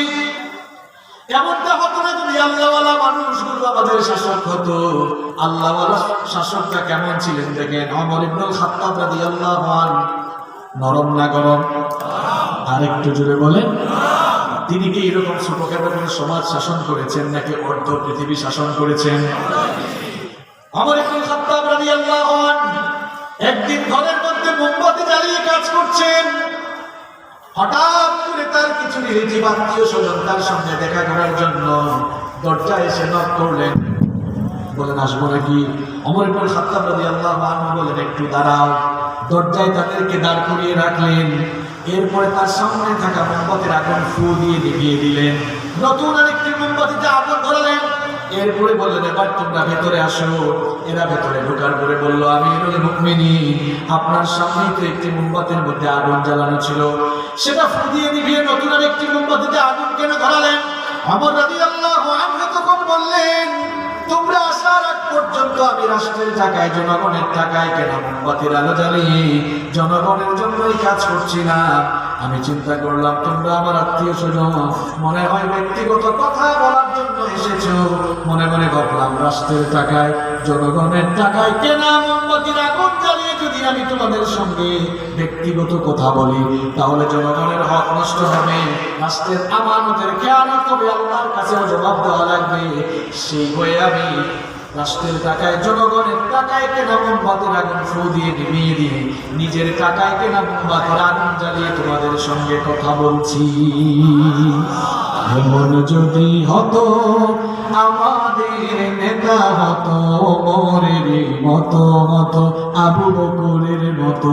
চাই কি চাই না? চাই কি চাই না? বলেন, এমন যদি হতো আমাদের নেতা হতো ওমরের মতো মতো, আবু বকরের মতো। জনগণের খোঁজ খবর নিত রাত করে, ঘুরে ঘুরে দেখতো কি কেউ আছে অনাহারে। আমার দেশের কৃষক শ্রমিক বঞ্চিত হতো না, আমার দেশের মা বোনেরা লাঞ্ছিত হতো না। ধনী গরিব ভালোবাসার জীবন ফিরে পেত যদি আমাদের শাসক হতো ওমরের মতো হতো, আবু বকরের মতো। ঠিক কি না? ঠিক তো বললেন, কিন্তু ইলেকশন আসলে তো মানুষের দাম কোনো ছাগলের চেয়ে কম। একটা ছাগলের দাম 5,000 টাকা, ইলেকশন আসলে মানুষের দাম 500 টাকার চাইতেও কমে যায়। যতদিন না এই কাজপথ আমরা পরিবর্তন করতে না পারবো ততদিন পর্যন্ত আমাদের ঘাট থেকে এই ধরনের দুর্নীতিবাদ চেষ্টা চোরচামার সরবে না। যখন আমরা বুঝতে পারবো তখন এই ধরনের চেষ্টা চোরচামার আমাদের কাজের উপর থেকে বিদায় হবে। আল্লাহ বলা শাসকদেরকে আমরা পাবো ইনশাআল্লাহ।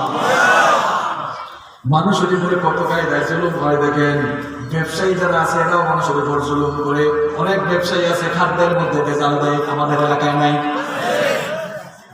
নবীজি একবারে খাদ্যের দোকানদারের পাশ দিয়ে যাচ্ছেন, কিছু শস্য দেখলেন, সেখানে ভেতরে হাত ঢুকায় দেখলেন ভেতরের গুলা ভেজা, উপরের গুলা কাঁচা। বললেন, ইয়া সাহিবাত তাআম মা হাদা, হে খাদ্যের দোকানদার, ঘটনা কি? উপরের গুলা ভালো, নিচের গুলা তো ভালো না, উপরের গুলা কাঁচা, ভেতরের গুলা ভিজা। ঘটনা কি? কেন তুমি ভেজাগুলো উপরে রাখলে না? তাহলে মানুষ আর ধোকায় পড়তো না। শোনো, তুমি যে এরকম মানুষের সঙ্গে ধোকাবাজি করছো, প্রতারণা করে মানুষের উপর জুলুম করছো, মান গাশশানা ফালাইসা মিন্না, যে ব্যক্তি মানুষের সঙ্গে ব্যবসার নামে ধোকাবাজি করে, ওই লোক আমার উম্মত হতে পারে না, বলেছেন মুহাম্মদ সাল্লাল্লাহু আলাইহি ওয়াসাল্লাম।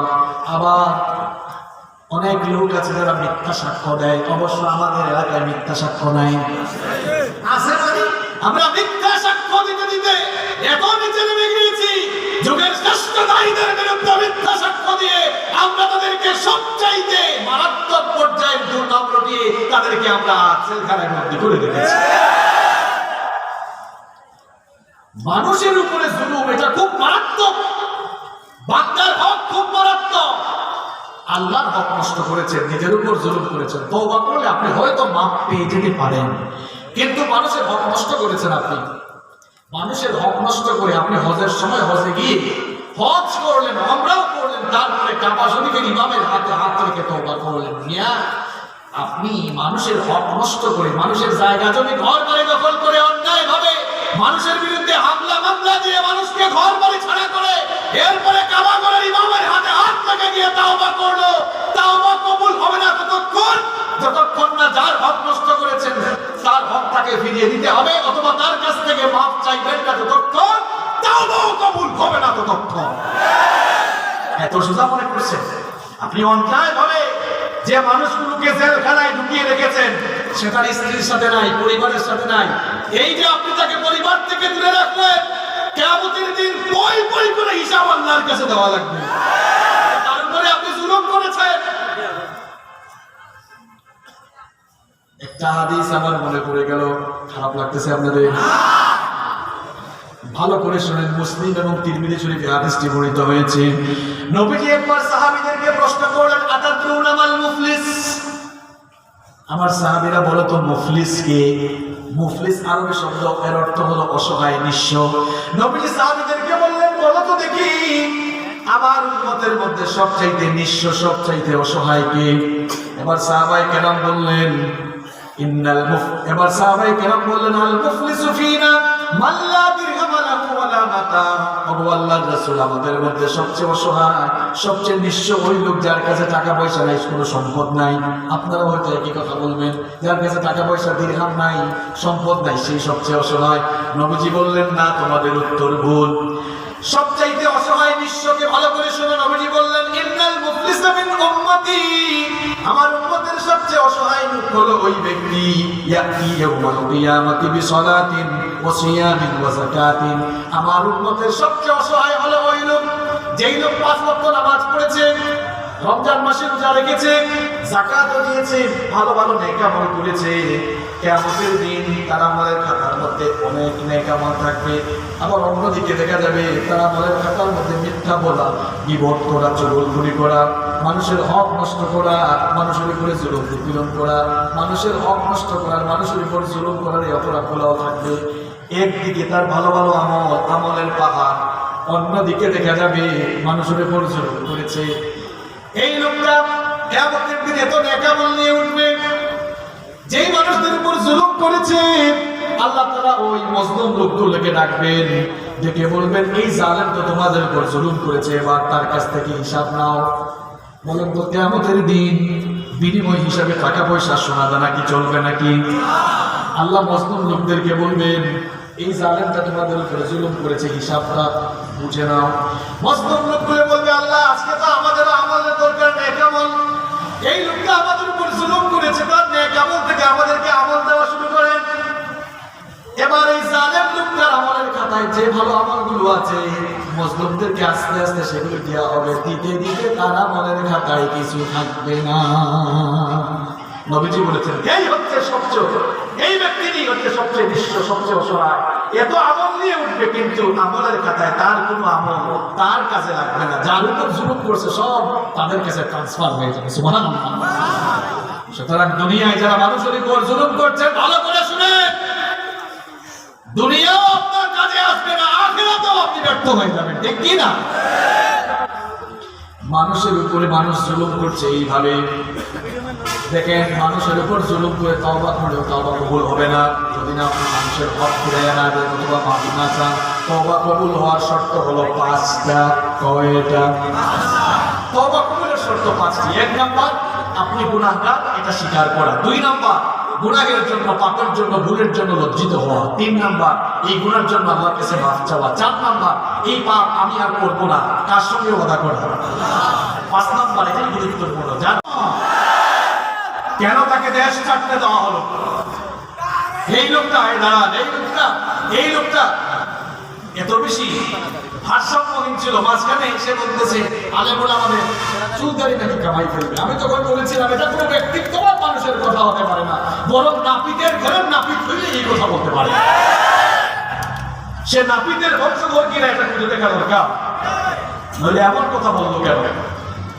আমরা মাননীয় প্রধানমন্ত্রীকে বলতে চাই, আপনি ঐতিহাসিক সিদ্ধান্ত নিয়েছেন, আপনার সিদ্ধান্ত সঠিক, যুগান্তকারী এবং ঐতিহাসিক। আপনি এই পাগলাকে, এই টাকলুকে মন্ত্রিত্ব থেকে বহিষ্কার করার আদেশ দিয়েছেন, এটা আপনি ভালো কাজ করেছেন। দেশের মানুষ আপনাকে অভিনন্দন জানিয়েছে, দেশের মানুষ আপনার জন্য দোয়া করবে, আরো বেশি অভিনন্দন জানাবে। এই পাগলাকে অচিরেই দেশে ফিরিয়ে এনে ইসলাম বিদ্বেষী বক্তব্য দেওয়ার কারণে তাকে আইনের আওতায় এনে দৃষ্টান্তমূলক শাস্তি দিতে হবে। এই জমিনকে চিনতে হবে, এটা ইসলামের জমিন, অলিয়া উলিয়ার জমিন। এই চট্টগ্রামে 12 আউলিয়া এসেছেন, ঠিক কি না? সিলেটে 360 আউলিয়া এসেছেন, এটা আল্লাহর ওলিদের জমিন, আলেম উলামার জমিন, ইসলামের জমিন। যেই দেশে 90% মুসলমান বাস করে, সেই দেশে ইসলামের বিরুদ্ধে গিয়ে কেউ টিকতে পারবে না। নমরুদ জুলুম করেছে, জুলুমের শাস্তি, জুলুমের বিচার দুনিয়া থেকেই শুরু করেছেন কে? আমার দেখেন আরেক কুখ্যাত জালেম ফেরাউন এত জুলুম নির্যাতন চালিয়েছে। যারা ঈমান এনেছে তাদের সন্তানগুলোকে ধরে ধরে জবাই করত। তার নির্যাতন নিপীড়নের কথা আল্লাহ কোরআনে তুলে দিয়েছেন, ইযাববিহুনা আবনাআকুম ইউকাত্তিলুনা আবনাআকুম, ধরে ধরে সন্তানগুলোকে জবাই করে ফেলতো। যারা ঈমান আনতো ডেকের মধ্যে তেল গরম করে ওই গরম তেলের মধ্যে ছেড়ে দিত। এই লোকটা জুলুম নির্যাতন করেছে, তার শাস্তি তাকে আল্লাহ বহু ছাড় দিয়েছেন। কিন্তু বলেন তো, তাকে আল্লাহ ছাড় দিতে দিতে এক সময় ধরছেন কিনা? যখন ধরছেন তখন ছাড়ছেন কিনা? শেষ পর্যন্ত লিখিত সাগরে পানিতে চুবাইয়া তাকে মেরেছেন কি?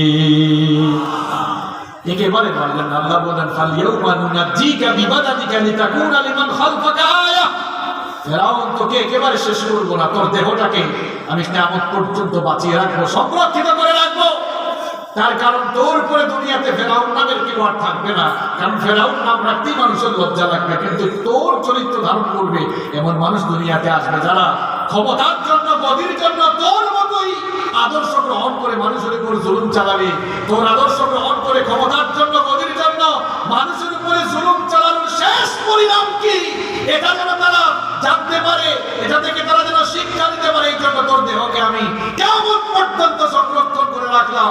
কিন্তু বড় আফসোসের ব্যাপার হলো, জুলুমের শেষ পরিণতি কি হয় তা আমরা দেখার পরেও, জানার পরেও অনেকে শিক্ষা নেয় না। যদি শিক্ষা না নেয়, একই পরিণতি কিন্তু জালেমদের অপেক্ষা করবেই করবে, করছেই করছে, কি না? সম্মানিত ভাইয়েরা, আমরা অনেক সময় চেয়ারে উঠলে গিয়ার আর ঠিক থাকে না। যে যখন চেয়ারে এসে তখন গিয়ার, গিয়ারটা ইসলামের পক্ষে থাকুক, মর্যাদা বাড়িয়ে দিবেন কি?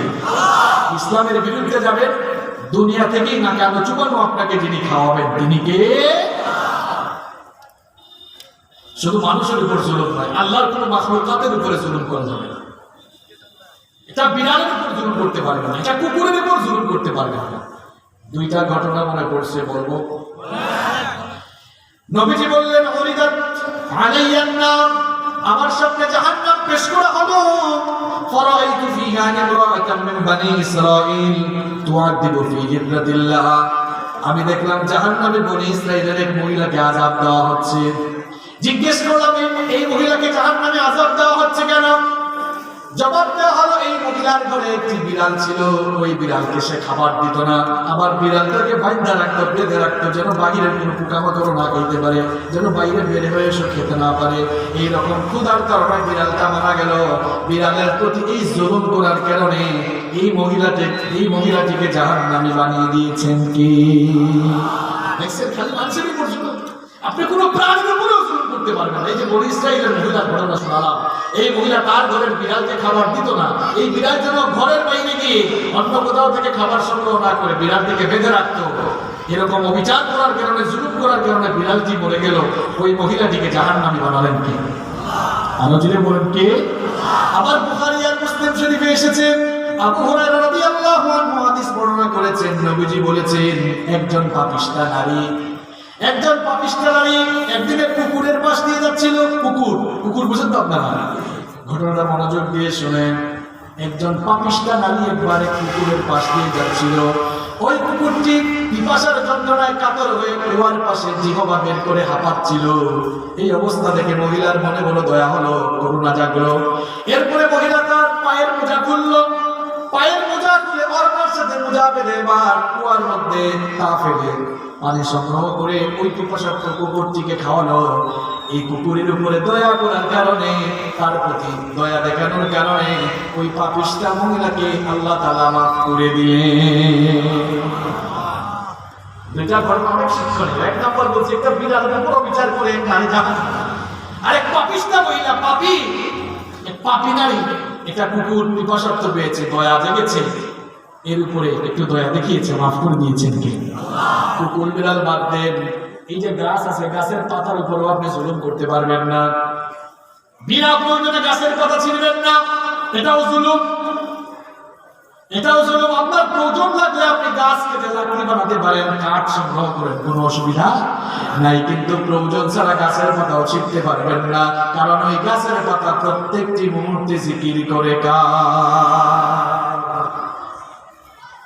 এই গাছের পাতা নড়াচড়া করছে, জিকির করছে কার? খবরদার গাছের পাতা ছিঁড়বেন না, পাহাড় কাটবেন না, এটা পাহাড়ের উপর ছিল, প্রয়োজন হলে কাটেন, কিন্তু এমনি পাহাড় কাটা যাবে, কোন সৃষ্টির উপরে জুলুম করা যাবে। তাহলে জালেম মোট কয় প্রকার? আরেকটু জোরে বলেন।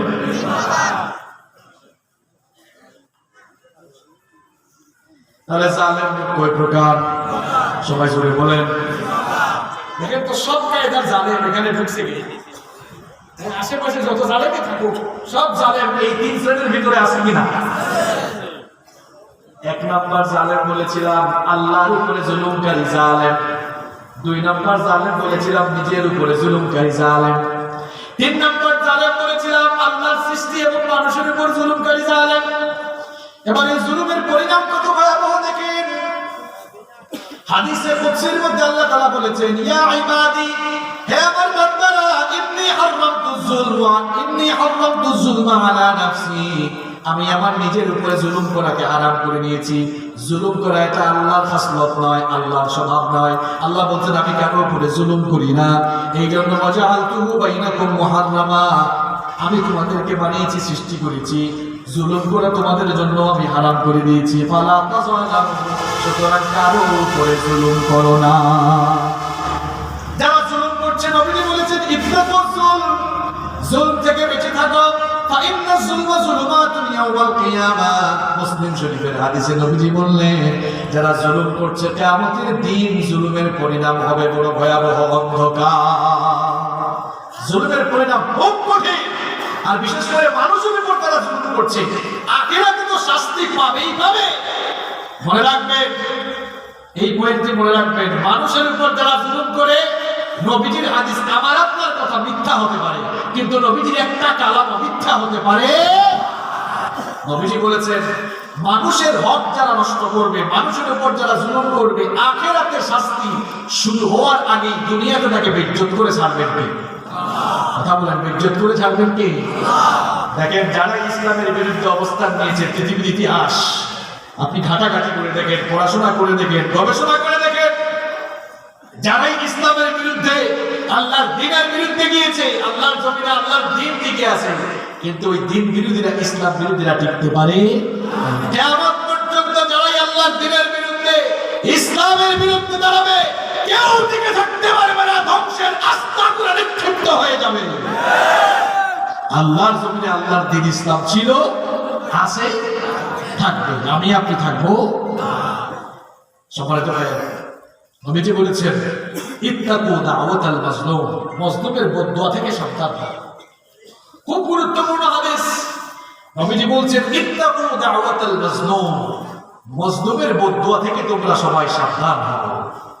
শুনে রাখো, ওয়া ইন কানা কাফিরান, মাজলুম যদি কাফের হয়, মুসলমান হওয়া লাগবে না, আপনি যদি কোনো কাফেরের উপরেও জুলুম করেন, নবীজি বলছেন সাবধান, ফাইন্নাহু লাইসা দুনাহা হিজাব। মজলুম আর আল্লাহর মাঝখানে পর্দা নাই। মজলুমের দোয়া ডাইরেক্ট শুনেন কে? আল্লাহ। কিভাবে আপনি মানুষের উপর জুলুম করেন?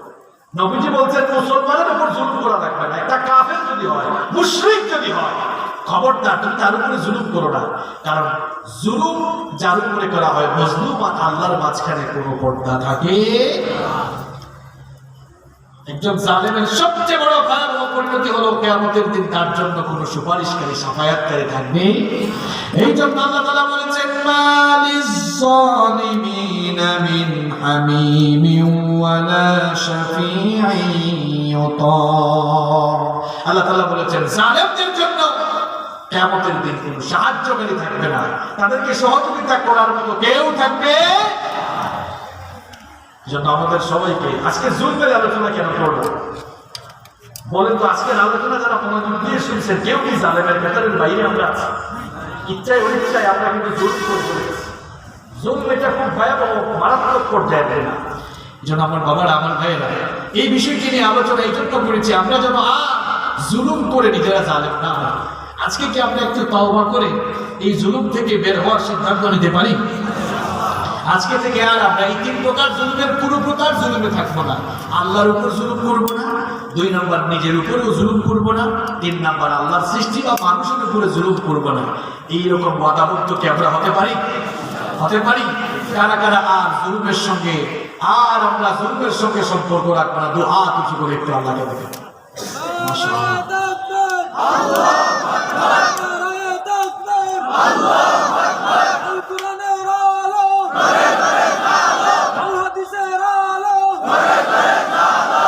হাত বলুন আমার। আপনাদের এলাকার মানুষ খুব ভালো, এরা খুব মনোযোগী হয়ে আলোচনা শুনে। এই যে আমি আলোচনার শুরুতে বলছিলাম, গত বছর এসে এখানে গ্যারেজে একটা এলাকা আছে না, এখানে মুনাফিকের 15টা বৈশিষ্ট্য নিয়ে আলোচনা হয়, সব মুখস্থ করে গেছে, অনেকে নোট করছে, আজকে মনে হয় অনেকে নোট করছে। এবছর আমরা জুলুম নিয়ে আলোচনা করবো। আমরা আর জুলুমের সঙ্গে সম্পর্ক রাখবো, জালেমের কাতারে সামিল হবো না। আমরা সবাই একজন খাঁটি ইমানদার, পাক্কা ইমানদার হয়ে জীবন পরিচালনা করবো, ইমানের রঙে রঙিন হয়ে, ইমানের পথে অবিচল থেকে আমরা আমৃত্যু আল্লাহর দ্বীনের পথে অটল থাকবো, অবিচল থাকবো। আল্লাহ তাআলা আমাদের সবাইকে সেই তৌফিক দান করেন। সম্মানিত ভাইয়েরা, আমরা কেউ উঠাউঠি করবো না। এখনই মঞ্চে আসবেন আজকের মাহফিলের সম্মানিত প্রধান অতিথি, বিশিষ্ট আলেমে দ্বীন, প্রখ্যাত মুফাসসিরে কোরআন, বাংলাদেশের কিংবদন্তি আলেমে দ্বীন, সারা দেশের প্রতিটি অঞ্চলে, দেশের আনাচে কানাচে যিনি কোরআনের দাওয়াত নিয়ে ছুটে চলে যান, আমাদের সবার পরিচিত, সকলের প্রিয়, সকলের ভালোবাসার মুফাসসির, আমার শ্রদ্ধাভাজন বড় ভাই হযরত মাওলানা